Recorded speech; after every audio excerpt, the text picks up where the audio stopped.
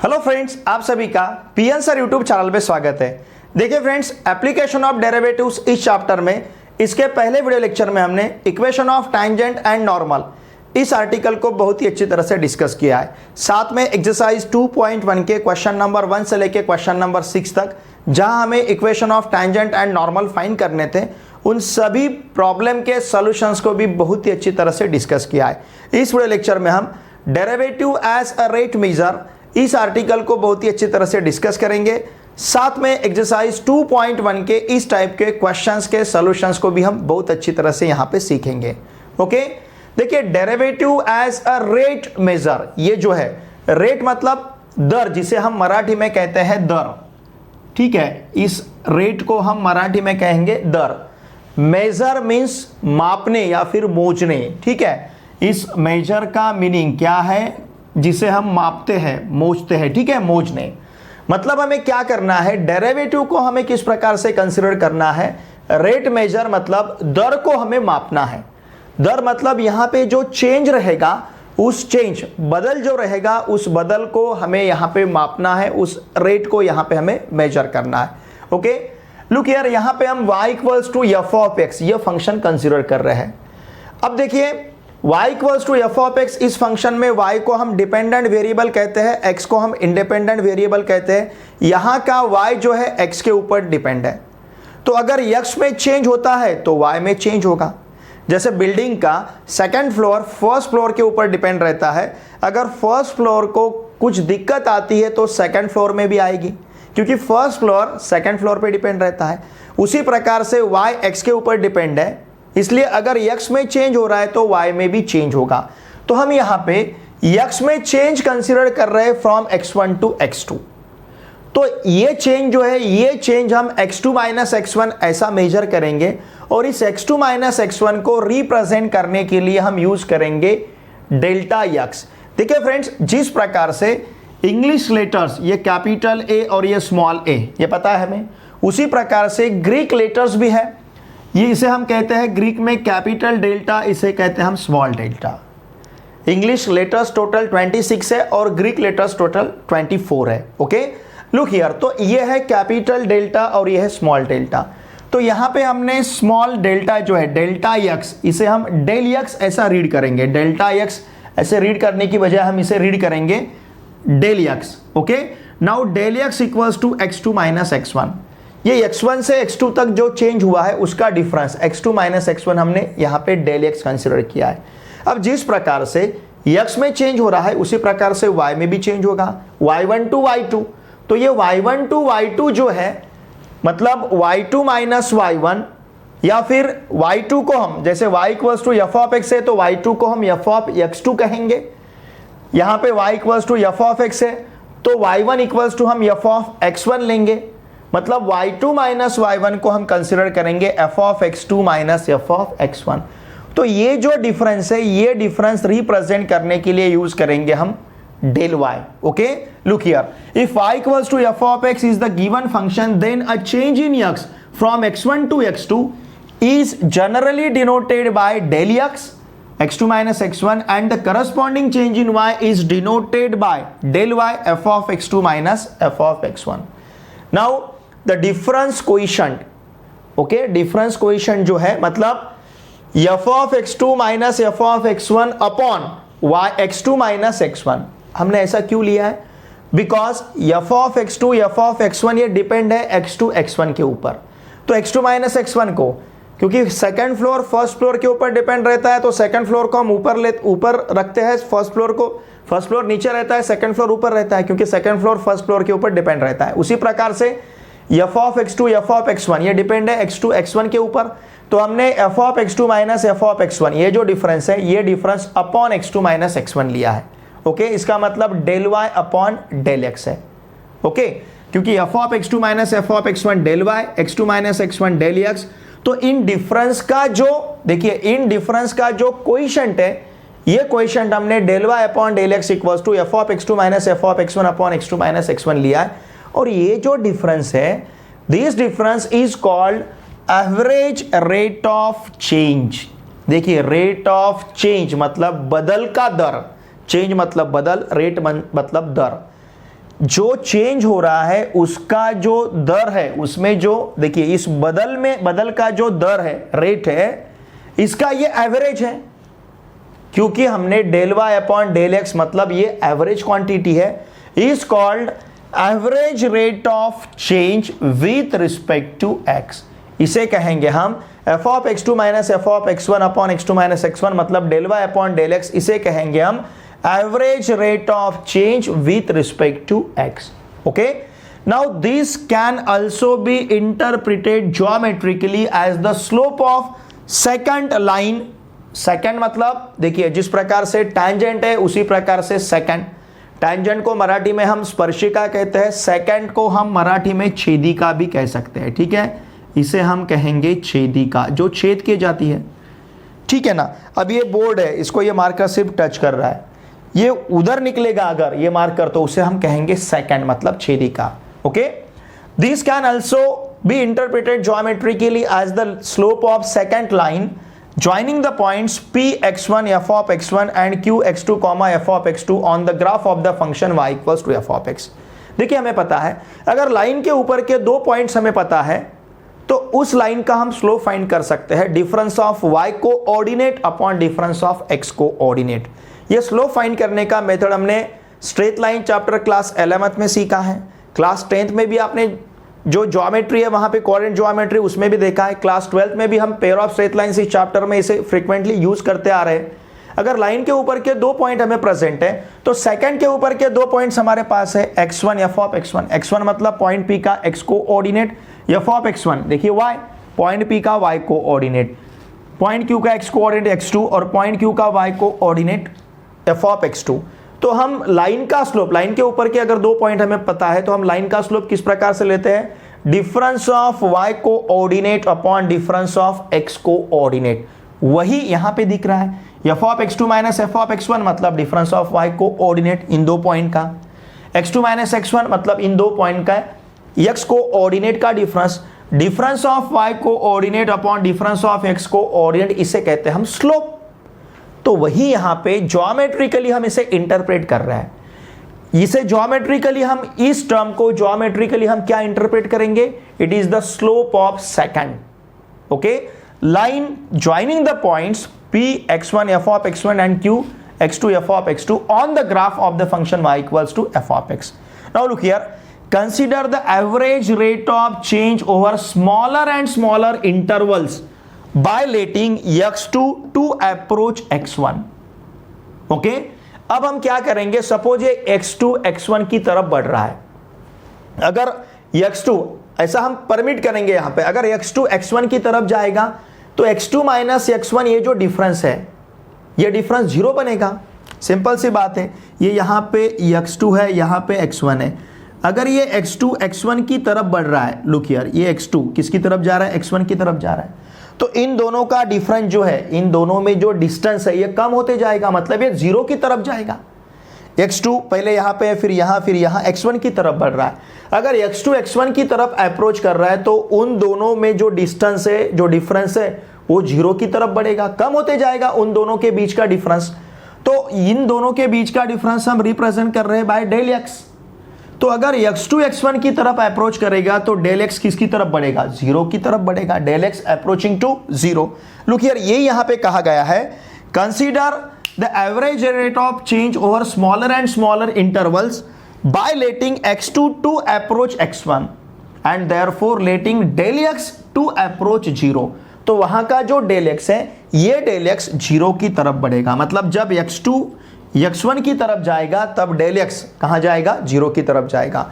Now the limit of these average rates of change, ये जो average rate of change है इसे हमने क्या कहा है, एवरेज रेट ऑफ चेंज, इसका जो लिमिट है देखिए, these average rates of change, okay, इसका जो लिमिट है, the limit of these average rate of change is called instantaneous rate of change.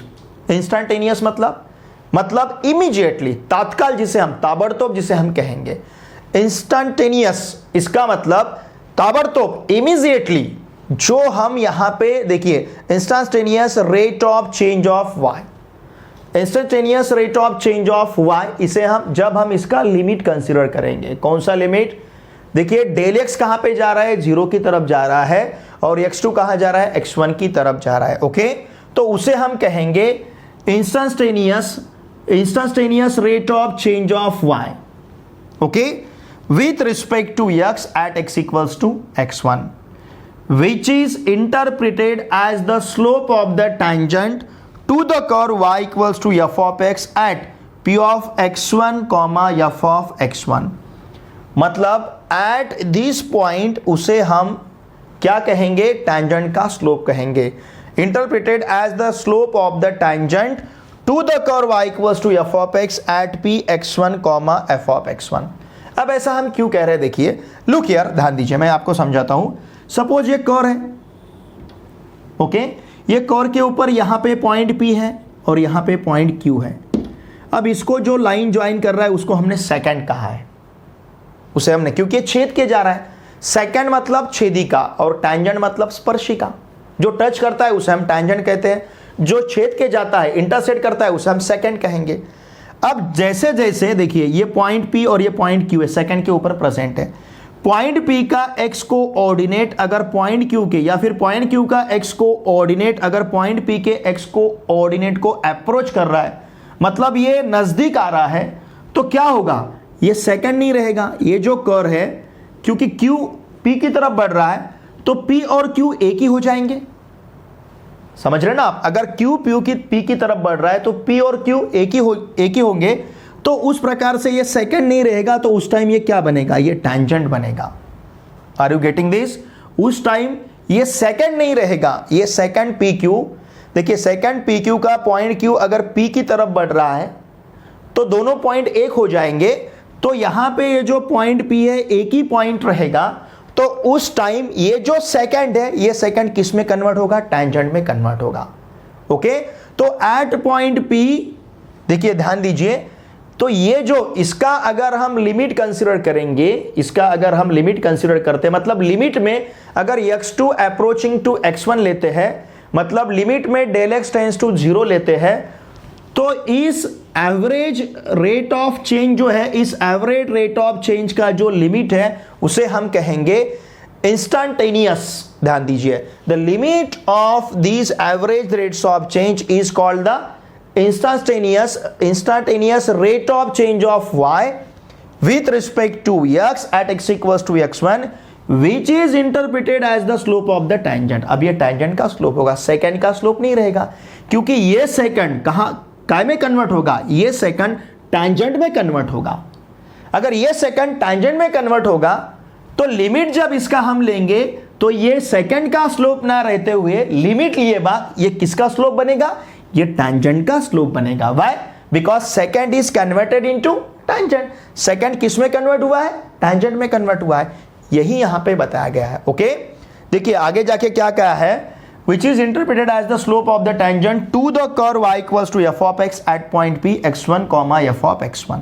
okay, therefore instantaneous rate of change is given by instantaneous rate, मतलब उसका limit हमें लेना है, तो इस टर्म का हम लिमिट ले रहे हैं, limit x2, okay, x2 tends to x1, x2 approaching to x1, x2 tends to x1, f of x2 minus f of x1 upon x2 minus x1। Now this is equals to, अब ये del x कहां जाएगा, del x tends to 0, del x 0 की तरफ बढ़ेगा, तो del x limit del x tends to 0, del y by del x equals to limit x2 tends to x1, f of x2 minus f of x1 upon x2 minus x1, then what is this? It is the slope of tangent, it is the slope of secant and it is the slope of tangent। क्योंकि एक ही point में touch करेगा तो tangent कहेंगे, दो point में touch करता है तो सेकंड कहेंगे, तो ये सेकंड अब टैंजेंट में कन्वर्ट हो चुका है। ओके, यही यहां पे देखिए डिस्क्रिप्शन में हमें दिया है। Now we recognise this limit as being the derivative of f of x at x equals to x1। यही इसे हम क्या कहेंगे, the derivative of f of x at x equals to x1, that is f dash of x1। Okay, now we know that one interpretation of the derivative of f dash of a is the instantaneous rate of change of y equals to f of x with respect to x when x equals to a। इसे हम derivative भी कहेंगे। Okay, derivative of that, okay, that one interpretation of the derivative of f dash of a is the instantaneous rate of, मतलब ये जो F dash of ये है, ये क्या है, instantaneous rate of change of y equals to f of x. इसका एक इंटरप्रिटेशन ये रहेगा। दूसरा इंटरप्रिटेशन क्या रहेगा, the other interpretation is f of x at f dash of a is the slope of the tangent to y equals to f of x. मतलब इसे हम इंस्टांटेनियस रेट ऑफ चेंज ये भी कह सकते हैं और इसे हम स्लोप भी कह सकते हैं टेंजेंट का। These are the two interpretation. ये पूरा यहां पे देखिए डिस्क्रिप्शन में दिया है, बुक में जो लिख के दिया था उसी को मैंने यहां पे लिखा है। सिर्फ आपको ठीक तरह से समझना चाहिए, इसके लिए मैंने बहुत ही अच्छी तरह से हर एक पॉइंट को यहां पे बहुत ही अच्छी तरह से क्लियर किया है। फिर भी अगर आपके कुछ डाउट है तो प्लीज वीडियो के कमेंट बॉक्स में लिख के मुझे जरूर भेजिए। एक बार इसका स्क्रीनशॉट लीजिए। A particle moves along the curve 6y equals to x cube plus 2. Find the points on the curve at which y coordinate is changing 8 times as fast as x coordinate. देखिए यहाँ पे y coordinate, x coordinate जितना change हो रहा है उसके 8 times यहाँ पे y coordinate चेंज हो रहा है। मतलब ये change with respect to time है। ओके यहां पे क्या दिया है हमें, a particle moves along the curve. कौन से कर्व पे पार्टिकल मूव हो रहा है, 6y equals to x cube plus 2। इस कर्व के ऊपर पार्टिकल मूव हो रहा है। अगर ऐसा है तो हमें पॉइंट फाइंड करना है इस कर्व के ऊपर जिस पॉइंट का y कोऑर्डिनेट x कोऑर्डिनेट के 8 टाइम्स चेंज हो रहा है। ओके तो चलिए यहां पे हम कर्व कंसीडर करते हैं। Now the given curve is, देखिए हमारे पास कर्व क्या है,6y equals to x cube plus 2, ये कर्व है 6y equals to x cube plus 2। अब जो पॉइंट हमें फाइंड करना है उस पॉइंट को हम कंसिडर करते हैं। Let p x1 y1 be the point on the curve. Okay on the curve first ऐसा कहेंगे अगर इसे हम फर्स्ट कहते हैं तो। सच दैट, ओके किस प्रकार का पॉइंट है, सच दैट ये पॉइंट क्या हो रहा है, at which y coordinate, such that its y coordinate, okay its y coordinate is changing, ठीक है 8 times as fast as x coordinate. ठीक है ना, इस प्रकार से हमने ये पॉइंट यहाँ पे कंसिडर किया है। इसका मतलब देखिए y कोऑर्डिनेट का change dy1 by dt, x coordinate का change dx1 by dt with respect to time change है। और कितने टाइम चेंज हो रहा है, 8 टाइम्स। ही changing 8 times as fast as x coordinate, ऐसा हम यहाँ पे कंसिडर कर सकते हैं। अब ये पॉइंट कर्व के ऊपर डिपेंड है, इसका मतलब इस पॉइंट ने कर्व का इक्वेशन सेटिस्फाई करना चाहिए। 6y1 इक्वल्स टू क्या ले सकते हैं, x1 क्यूब प्लस 2। तो 6y1 अगर इसे हम डिफ्रेंशिएट करते हैं विथ रिस्पेक्ट टू t, ध्यान दीजिए विथ रिस्पेक्ट टू t अगर डिफ्रेंशिएट किया तो 6 dy1 upon dt equals to हमारे पास क्या रहेगा, 3x1 square into dx1 by dt plus 2 का डेरिवेटिव 0। जहां जहां x और y का डेरिवेटिव ले रहे हैं वहां पे हमें उस y का derivative with respect to t consider करना है। अब देखिए dy1 बाई dt का वैल्यू क्या है, 8 dx1 बाई dt। तो इसे हम सब्स्टिट्यूट करेंगे 6 into 8 into dx1 by dt equals to 3x1 square into dx1 by dt। ठीक है, ये वैल्यू हमने यहाँ पे सब्स्टिट्यूट किया।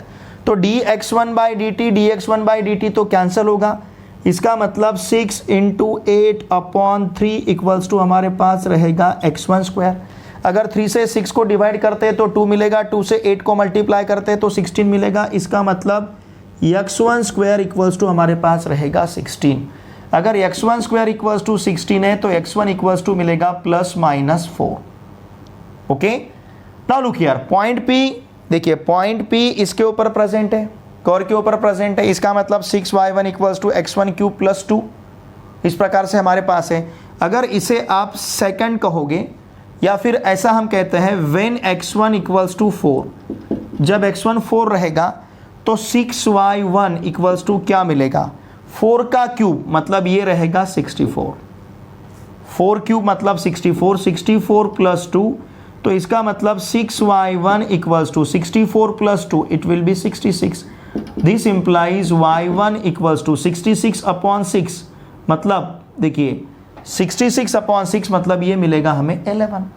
Therefore यहाँ का पॉइंट P क्या रहेगा, x1 comma y1, what is x1 4 और y1 कितना है 11। जब x1 का वैल्यू, ध्यान दीजिए, जब x1 का वैल्यू -4 रहेगा तो 6y1 इक्वल्स टू क्या मिलेगा, -4 का क्यूब, -4 का क्यूब -64, -64 प्लस 2 मतलब ये मिलेगा हमें -62। इसका मतलब y1 इक्वल्स टू -62 अपॉन 6। ठीक है, यहाँ पे अगर हम 3 से डिवाइड करते हैं, 3 से नहीं, हमें 2 से डिवाइड करना पड़ेगा, 2 से डिवाइड करते हैं तो ऊपर हमें क्या मिलेगा, 2 3 जा 6, 2 1 जा 2 और नीचे डिनोमिनेटर में हमें मिलेगा 3, 2 3 जा 6। एंड यहाँ पे पॉइंट P देखिए क्या मिलेगा, point P will be x1 कितना है -4 और y1 कितना मिला है -31 अपॉन 3। तो रिक्वायर्ड जो पॉइंट्स हैं, ये रिक्वायर्ड पॉइंट्स इस प्रकार से हमें यहाँ पे मिलेंगे। ठीक है, now look here, question number 8 जो है, क्वेश्चन नंबर 8 में हमें क्या दिया है, देखिए, a spherical soap bubble is expanding so that it's radius is increasing eight the rate of 0.02 centimetre per second. At what rate is the surface area increasing when its radius is 5 centimeter? मतलब यहां पे हमें क्या दिया है, spherical soap bubble है जो expand हो रहा है, expanding so that its radius is increasing at the rate of 0.02 centimetre पर second. Spherical soap bubble, soap मतलब साबन जिसका फेस, जिसे फोम आता है तो उसमें बबल निकलते हैं। ठीक है, स्फेरिकल मतलब हमारा जो क्रिकेट का खेलने का बॉल रहता है उस प्रकार का स्फीयर। स्फेरिकल सोप बबल है तो उसका जो रेडियस है इंक्रीज हो रहा है, कौन से रेट पे, 0.02 सेंटीमीटर पर सेकंड, मतलब dr/dt। अगर रेडियस हम r कंसीडर करते हैं तो ये हमें dr/dt दिया है। At what rate is the surface area increasing, suppose surface area अगर हम कैपिटल A कंसीडर करते हैं तो हमें dA/dt पूछा गया है। ओके, उसका रेट, सरफेस एरिया का जो रेट है with respect to time, okay, dA/dt मतलब उसका change with respect to time, dA/dt हमें फाइंड करना है when its radius is 5 centimetre, जब r इक्वल्स टू 5 सेंटीमीटर रहेगा।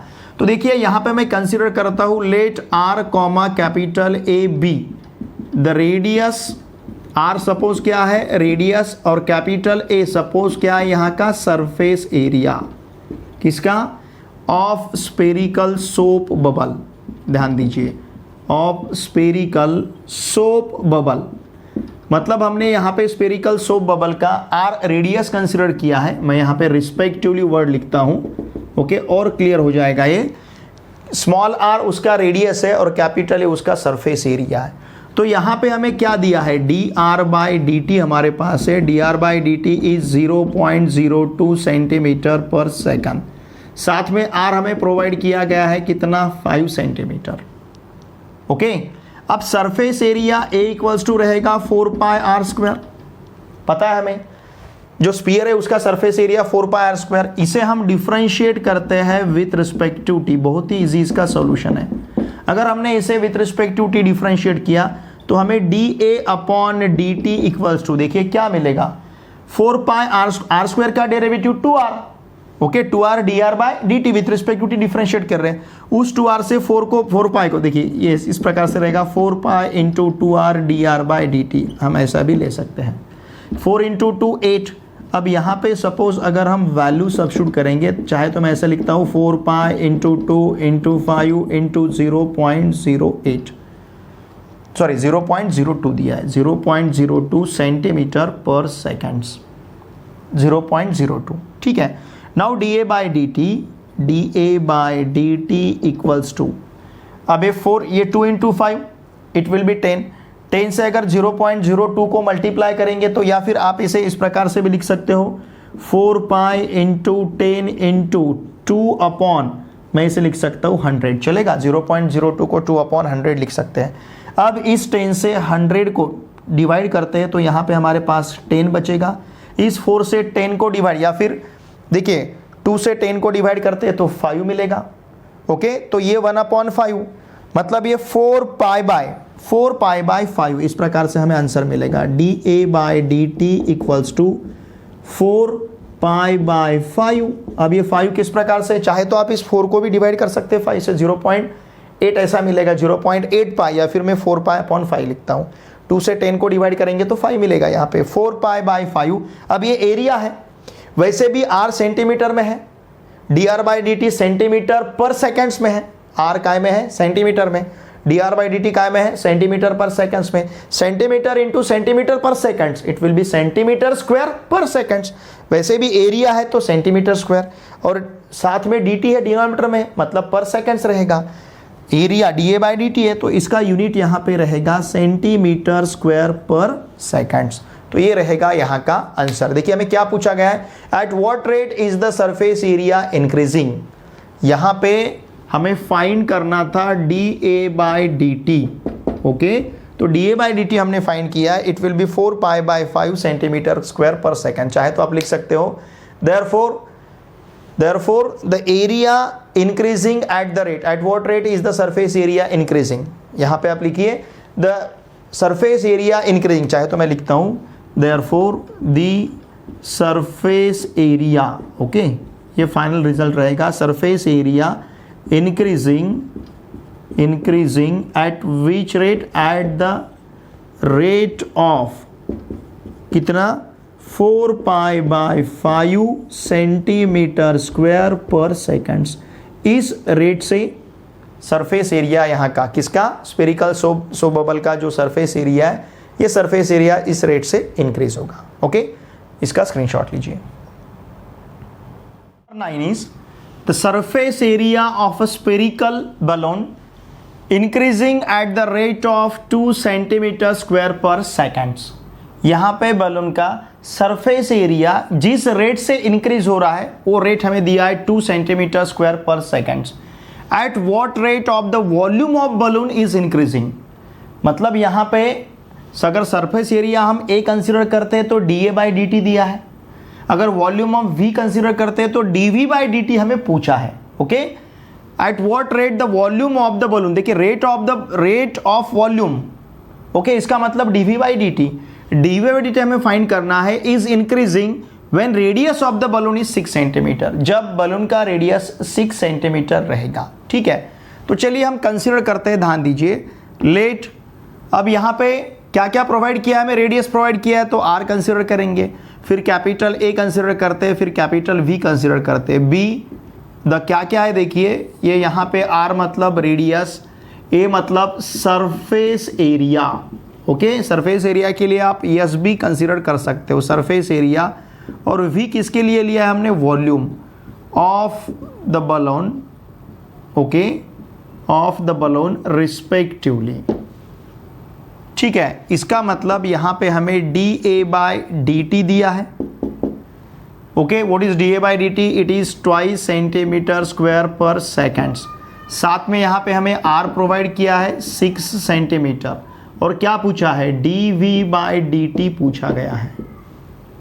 ओके, यहां पे देखिए सरफेस एरिया हमें पता है, A इक्वल्स टू हम कंसिडर करेंगे 4πr², it is the surface area of balloon.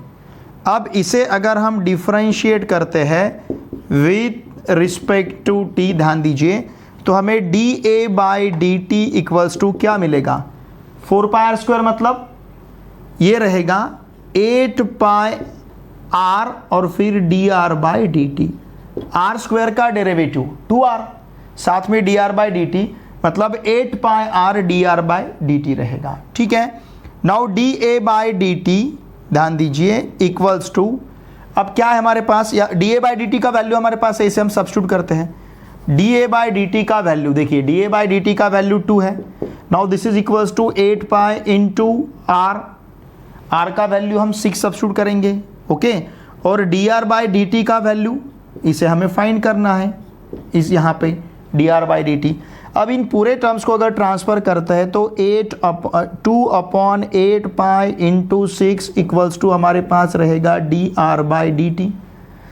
अगर 2 से 6 को डिवाइड करते हैं तो 3 मिलेगा, 3 इंटू 8π मतलब ये 24/π मिलेगा, तो इसका मतलब d r by d t equals to रहेगा 1/24 पाई।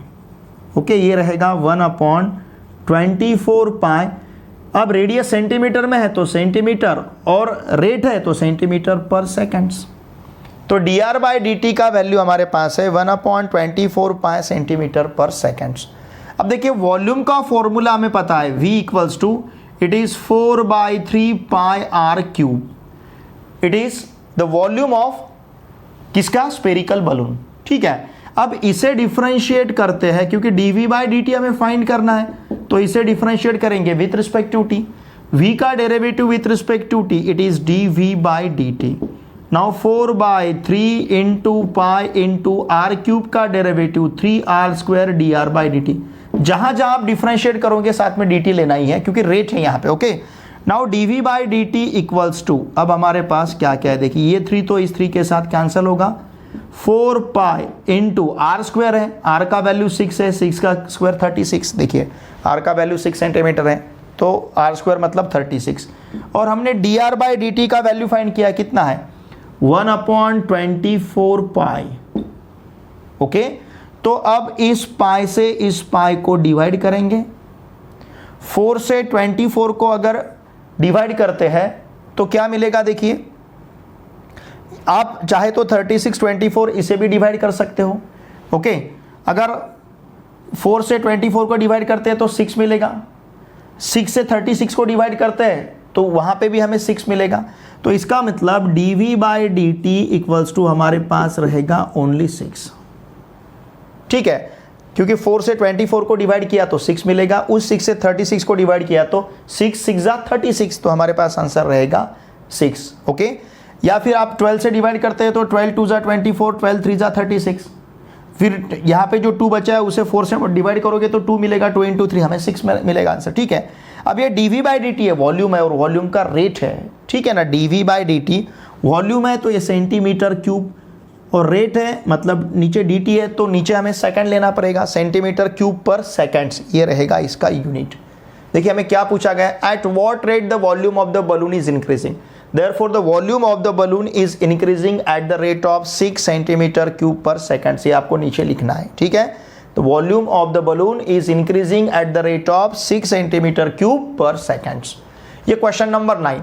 अब क्वेश्चन नंबर 10 में देखिए हमें क्या दिया है, if each side of an equilateral triangle, equilateral मतलब समभुज त्रिकोण जिसके तीनों भी साइड इक्वल रहते हैं, कॉन्ग्रुएंट रहते हैं। Okay, if each side of an equilateral triangle increases at the rate of square root of 2 centimetre per seconds. अगर ट्राइंगल का हर एक साइड, इक्विलैटरल ट्राइंगल का हर एक साइड से, तीनों साइड सेम रहेगा, उसका हर एक साइड कौन से रेट से इंक्रीज हो रहा है, square root 2 centimetre per seconds. ठीक है ना, इस रेट से हर एक साइड इंक्रीज हो रहा है। Find the rate of increase of its area when its side of length 3 centimetre. हमें उसके एरिया में जो उसका एरिया जिस रेट से इंक्रीज हो रहा है, मतलब अगर एरिया हम कैपिटल ए कंसीडर करते हैं तो हमें d a by d t find करना है। What we have to find here, d a by d t. Okay, its area when its side of length 3 centimetre, जब उस ट्राइंगल के साइड का लेंथ कितना रहेगा, 3 सेंटीमीटर रहेगा। ठीक है, तो चलिए अब यहां पे हम कंसीडर करते हैं, ध्यान दीजिए, let x, a be the side, okay, and what is a, area with the side, a क्या है, area of the equilateral triangle, of an equilateral triangle. Okay, of an equilateral triangle, ये जो equilateral triangle है उसका, of an equilateral triangle respectively. ठीक है ना, ये हमने यहाँ पे कंसिडर किया। इक्विलैटरल ट्राइंगल का साइड लिया है हमने x और उसका एरिया लिया है हमने कैपिटल A। देयरफॉर अब हमारे पास क्या है, dx बाई डी टी है। Okay, dx by d T कितना है, square root 2 centimetre per seconds है। फिर यहाँ पे हमारे पास साइड भी है, मतलब x है कितना है, 3 सेंटीमीटर। और हमें क्या फाइंड करना है, हमें फाइंड करना है dA बाई डी टी, ये हमें कैलकुलेट करना है। Okay, now area of equilateral triangle is square root of 3/4 into x square, ये इक्विलैटरल ट्राइंगल का एरिया। तो अब इसे अगर हम डिफ्रेंशिएट करते हैं विथ रिस्पेक्ट टू टी, तो d a by d t equals to हमारे पास क्या रहेगा, square root of 3/4 into 2x और साथ में dx बाई डी टी मिलेगा। ठीक है, now d a by d t equals to, देखिए स्क्वायर रूट ऑफ 3/2 ही रहेगा, क्योंकि 2 से 4 को डिवाइड करेंगे तो यहाँ पे 2 मिलेगा। 3 square root of 3/2 into x का वैल्यू कितना है 3, okay, into d x by d t का वैल्यू कितना है square root of 2। Are you getting this? देखिए square root of 3 into 3 into square root of 2 मिल रहा है हमें। अब ये square root of 3 into square root of 2 it will be square root of 6।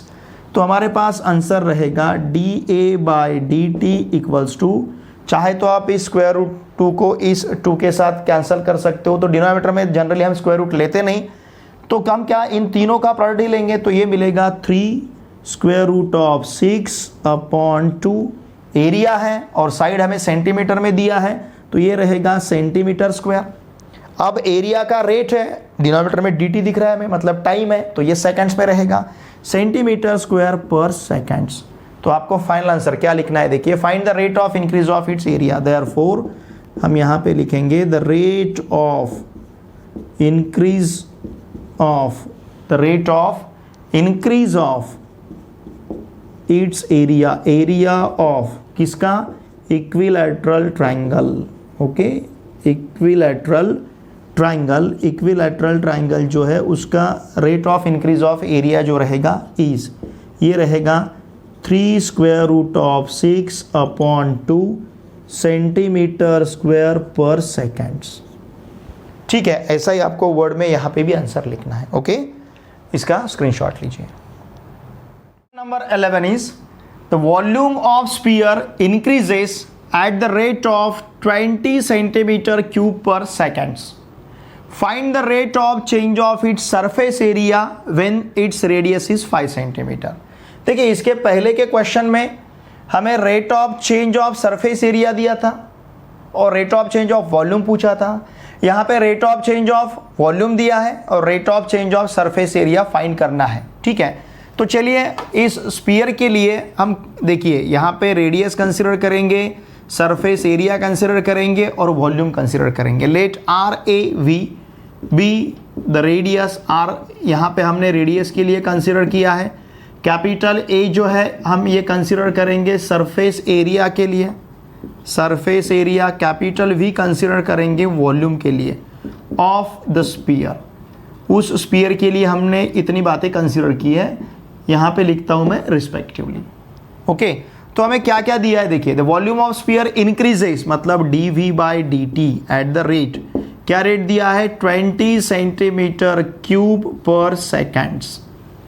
Okay, increase है, ठीक है ना, इंक्रीजिंग है। देखिए इंक्रीजिंग और डिक्रीजिंग में डिफरेंस ऐसा है, इंक्रीजिंग है तो पॉजिटिव लेना है, डिक्रीजिंग है तो निगेटिव लेना है। 20 सेंटीमीटर क्यूब पर सेकेंड्स, साथ में हमें आर दिया है 5 सेंटीमीटर और क्या पूछा गया है D a by d T हमें फाइंड करना है। ठीक है, देखिए वॉल्यूम हमें पता है, वॉल्यूम इज स्फीयर का वॉल्यूम 4/3 पाई आर क्यूब। अगर इसे डिफरेंशिएट करते हैं हम विथ रिस्पेक्ट टू टी, तो हमें v का derivative dv by d T मिलेगा। ओके, फिर यहाँ पे रहेगा 4/3 इंटू पाई आर क्यूब का derivative pi into 3r square into D r by d T होगा। अब ये 3 इस 3 के साथ कैंसिल होगा। dv बाई डी टी का वैल्यू हमारे पास है, what is dv by d t, it is 20 equals to 4 pi into ये 3 तो चला गया, ये 3 इस 3 के साथ कैंसिल होगा।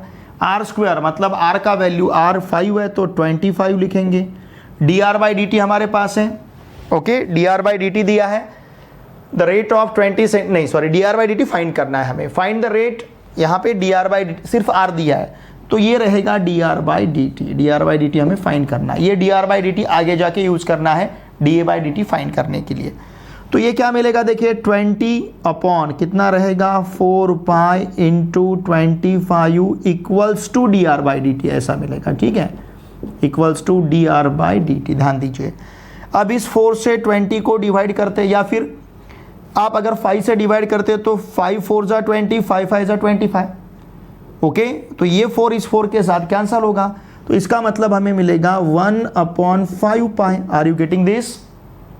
ठीक है ना, 5 से डिवाइड कर रहे हैं, 5 4 जा 20, 5 5 जा 25, तो ऊपर जो 4 मिला था वो 4 इस 4 के साथ कैंसिल होगा। इसका मतलब यहाँ पे डायरेक्टली लिखता हूँ, इसका मतलब dr/dt इक्वल्स टू हमें क्या मिलेगा 1/5 पाई।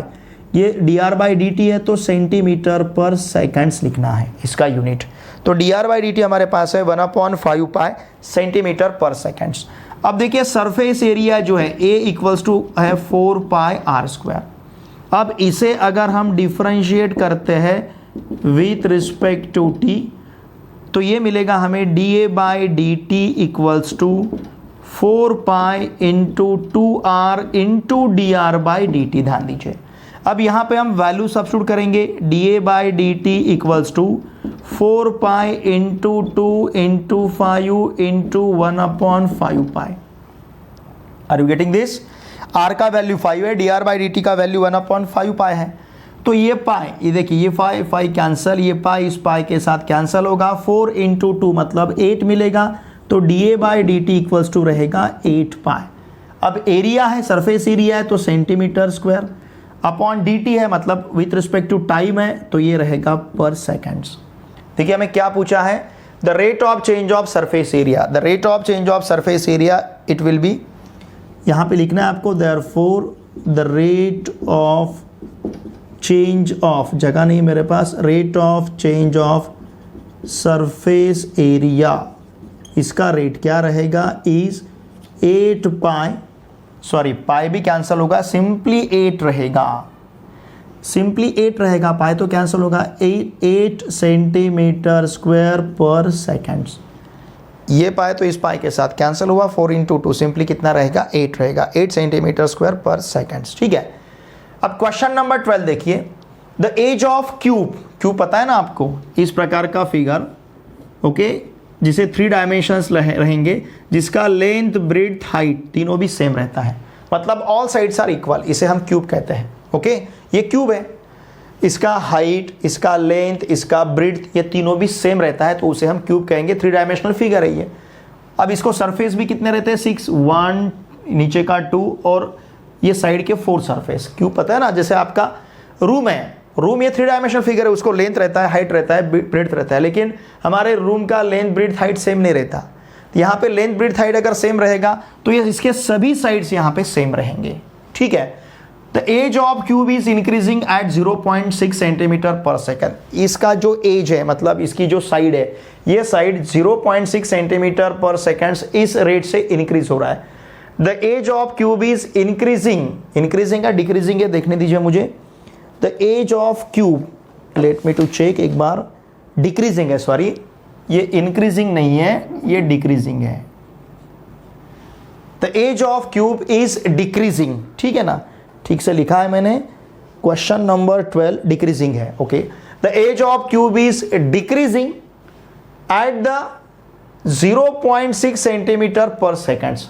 अब देखिए यहां तक हर एक क्वेश्चन में हमें इंक्रीजिंग दिया था तो हमने इसको पॉजिटिव कंसीडर किया, अब ये डिक्रीजिंग है तो इसे हमें निगेटिव कंसीडर करना है, 0.6 सेंटीमीटर पर सेकंड में ये माइनस लेना है। ओके, उसका एज मतलब उसकी side, find the rate at which it's volume is decreasing, मतलब dv/dt हमें फाइंड करना है।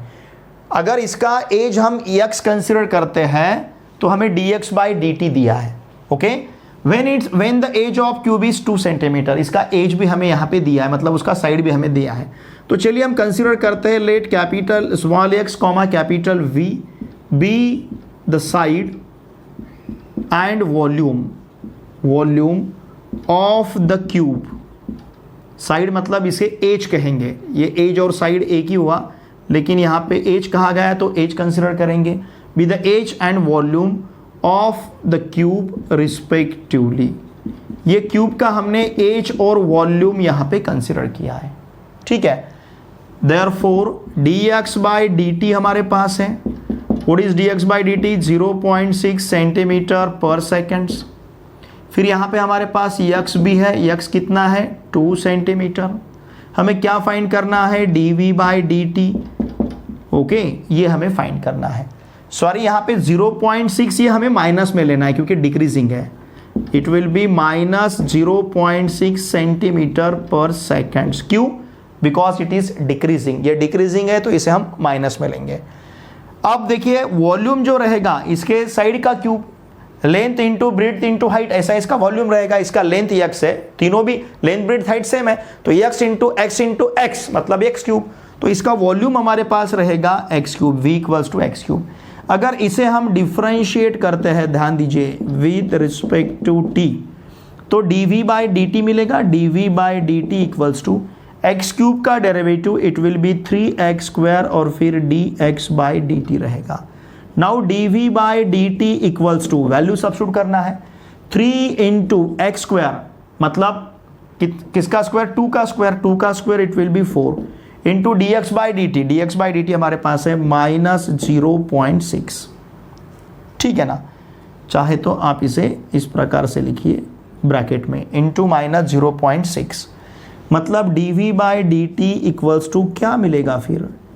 3 into 4 12, 12 into 0.6 it will be 7.2, तो ये रहेगा minus 7.2। Okay, minus 7.2 centimetre cube per second. क्यों?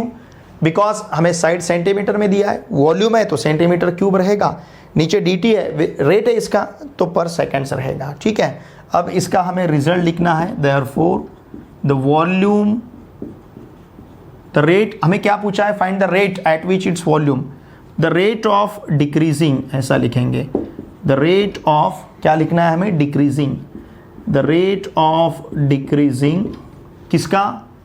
Of volume, of volume of cube is. अब rate लिखते समय लेकिन हमें माइनस नहीं लिखना है, क्योंकि हमने डिक्रीजिंग वर्ड यूज किया है, इज, ये रहेगा 7.2 सेंटीमीटर क्यूब पर सेकेंड्स। ठीक है ना? हम निगेटिव क्यों नहीं लिख रहे? बिकॉज यहां पे हमें पता है ये डिक्रीजिंग है, डिक्रीजिंग है मतलब हमने डिक्रीजिंग वर्ड यूज किया है, मतलब इसे अब यहां पे माइनस नहीं लिखना है, इस बात को ध्यान में लीजिए। डिक्रीजिंग ये वर्ड हमने यूज किया है तो 7.2 ही लिखना है। जैसे यहां पे डिक्रीजिंग दिया था तो लिखते समय हमने माइनस लिखा था, लेकिन दिया था यहां पे प्लस, लेकिन वर्ड यूज हुआ था डिक्रीजिंग। उसी प्रकार से यहाँ पे वर्ड हमने डिक्रीजिंग यूज किया है तो ये माइनस 7.2 नहीं लिखना है, 7.2 सेंटीमीटर क्यूब पर सेकेंड्स, इसका इस प्रकार से आंसर लिखना है। ओके, इसका स्क्रीनशॉट लीजिए।